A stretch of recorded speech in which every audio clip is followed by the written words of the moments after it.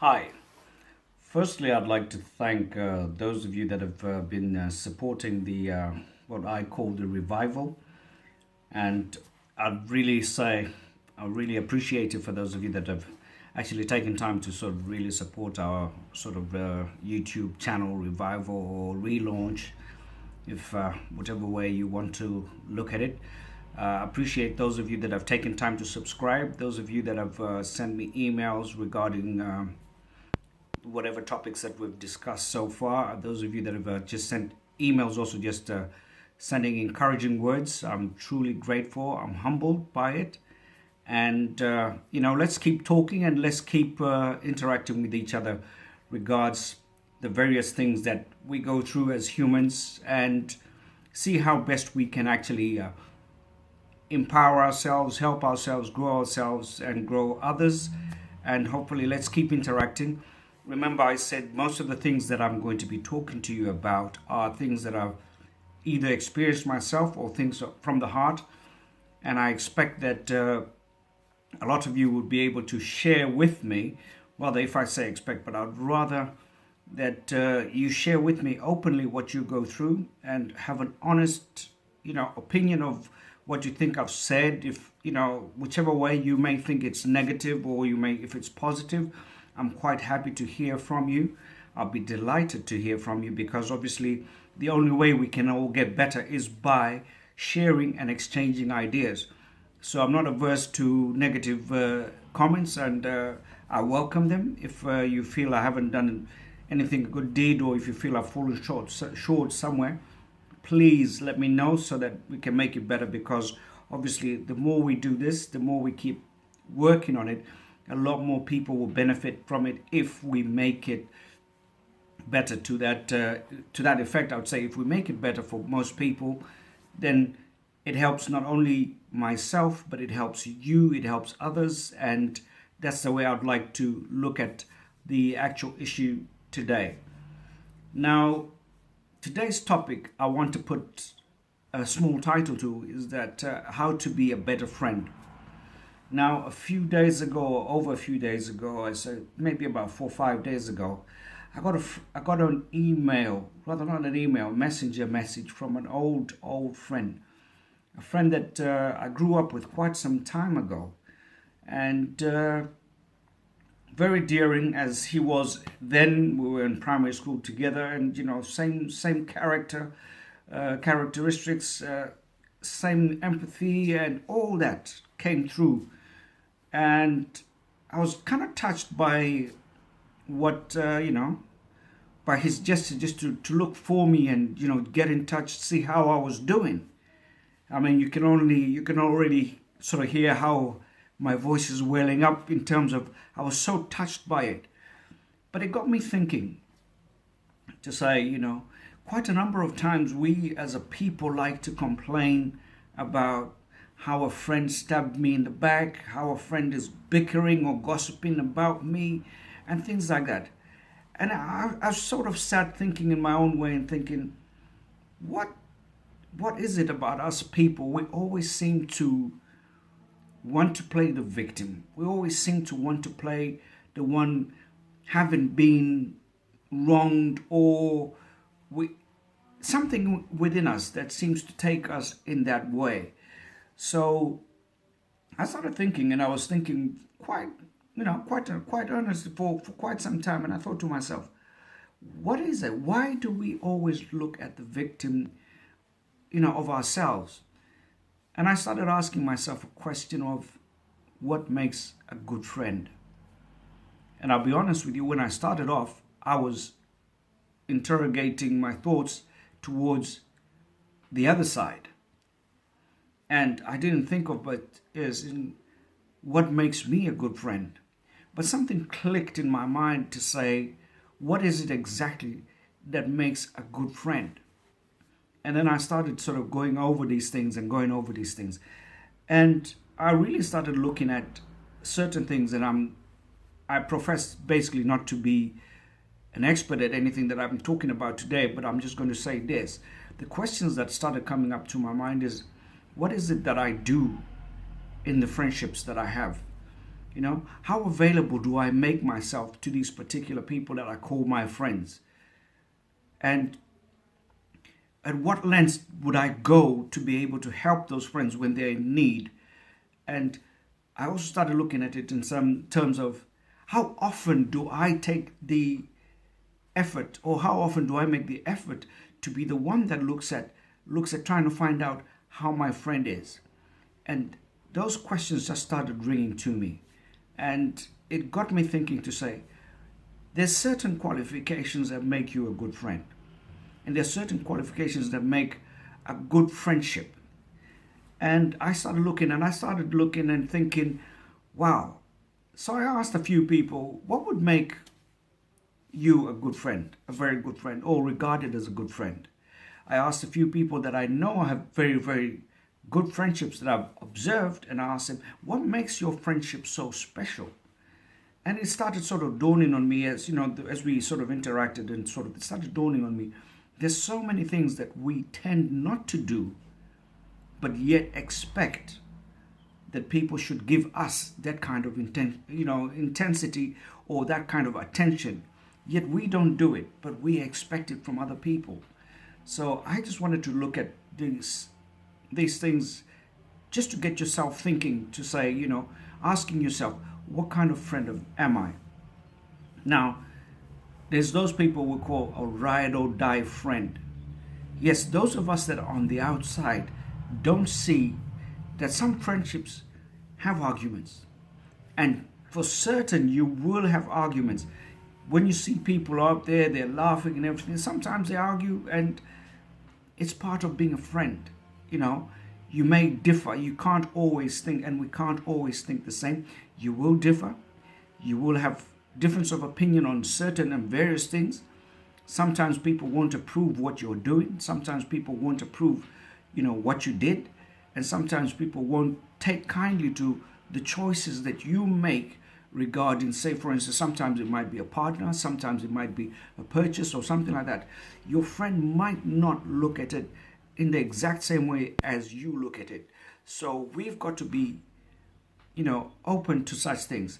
Now, I'm going to flip it here and say to myself, what do you do to a person that's your friend, somebody that you call very dear, and you don't agree with their choice, or their choice that they're making, or whatever they're doing seems to you to be detrimental to their life, or it's something that you see there's warning signals, or you have information that may lead them to make a different decision if they're made aware of what you know. Now, guarantee you, sometimes you will tell somebody they won't like that particular thing. So you've got to look at it this way. Do I tell my friend? Am I the type of person that is going to tell my friend, and honestly, or am I just going to keep quiet? Now, I challenge you to say this. Any good friend would say exactly what it is that they feel. Because you've got to remember, sometimes as individuals, we make choices that are very, very dangerous for us. Sometimes we don't see it. Sometimes we're clouded by things, i.e., for instance, you're so in love with this particular person, or you've seen this, you haven't asked yourself fully the questions that need to be asked to be able to. Now, as a friend, as a good friend, you want to protect that particular friend of yours. The question, what would you do? Do you take action to say, this is what I know? Do I say this? And really interrogate your friend to be able to come up with the answers, or be able to discuss it fully so that they're aware of what goes on. Now, sometimes your intervention might not be welcome. And sometimes it might be sometimes where you end up, parting or in anger and everything like that. But as a true friend, you want to protect your friend. You go to all lengths of protecting your friend. And that's the kind of friend I would like to be. And I'm honestly professing I haven't been that kind of friend to many of those friends that I think I've been or those I consider my friends, or those that I would hope still consider me as their friend.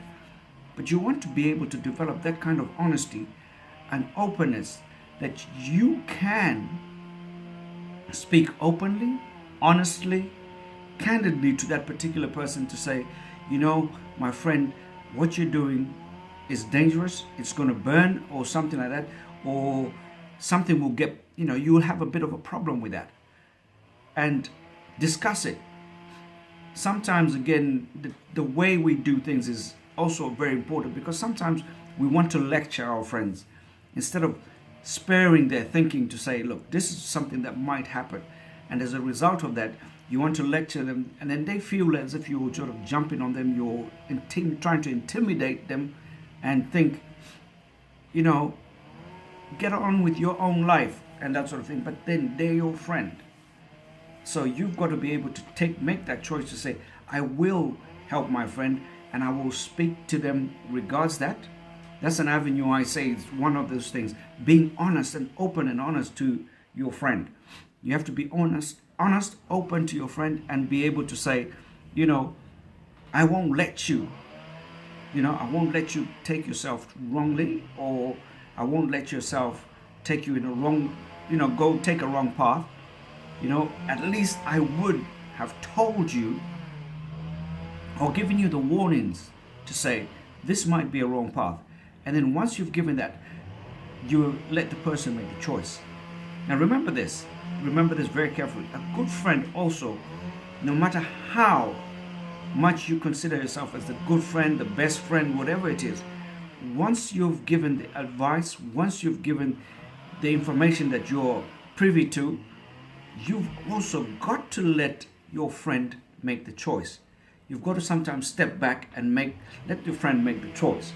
Let your friend make the choice. Excuse me for that. Let them make the choice, because you would have told them and they would have thought about it and they make their choice.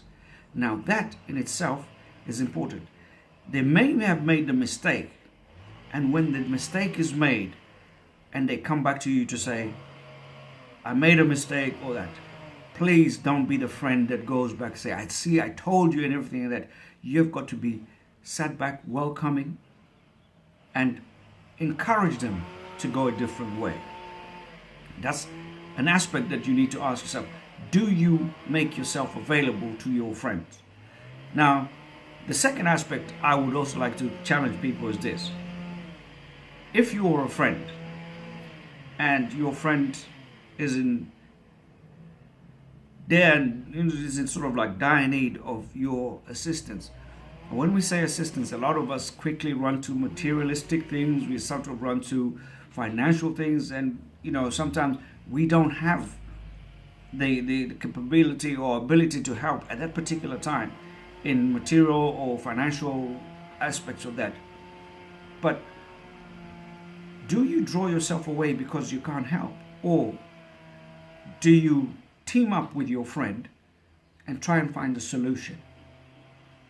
I put it to you that if you were a good friend, and if you're looking to be a good friend, you team up and openly and honestly say to your friend, my brother, my sister, my friend, if I had the ability to do it, I would do it. At the moment, I can't, but I'm with you, and why don't we find avenues? Let's go and see if we can do this and do that.